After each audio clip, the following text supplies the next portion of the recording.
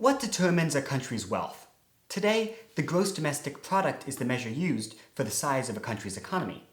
But in Europe, in the Middle Ages, the Renaissance, and even up to the 19th century, countries measured their wealth in a different way.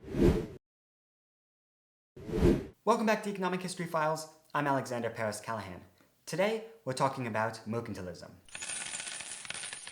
Under the mercantilist system, a country's wealth was determined by how much gold and silver it had in its vaults. In order to become wealthier, countries needed to bring in more gold and silver than they let out.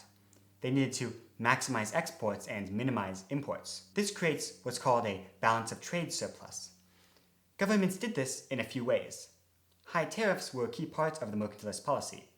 Tariffs limit imports by making goods produced overseas more expensive, disincentivizing consumers from buying them.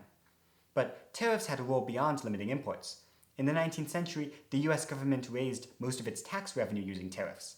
This was before more efficient means of taxation were created, like the income tax. Governments following mercantilist policies also made a whole bunch of other regulations that limit the free market in order to boost national industry. This meant establishing government-subsidized monopolies, for example, making certain companies exempt from paying taxes also. The mercantile classes liked these policies, as these policies helped their business. However, mercantilism's benefits are the sources of its downsides.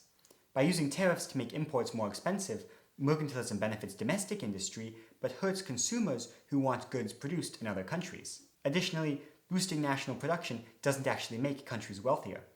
Adam Smith was the first to point this out. According to Smith, countries should specialize in producing some products and import products they can't produce themselves from other countries. One country should not try to produce both coal and cell phones. One country produces coal, another produces cell phones, and the two countries trade in order to be able to access both. Lastly, according to Adam Smith, mercantilism is inefficient. Smith believed in laissez-faire policies, which let the free market do what it deems best. The kind of government intervention that mercantilists advocate limits the natural efficiency of the market.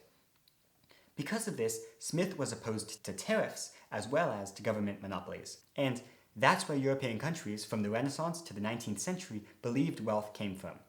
Countries used tariffs and other nationalist policies to maximize exports and minimize imports in order to get the most gold and silver in their vaults. Many mercantilist policies, however, were very inefficient, and today, countries produce some things themselves and they import other things from other countries, which allows consumers to access the most commodities the most cheaply. Thank you for watching this episode of Economic History Files. Remember to like this video and subscribe for more on the history of money.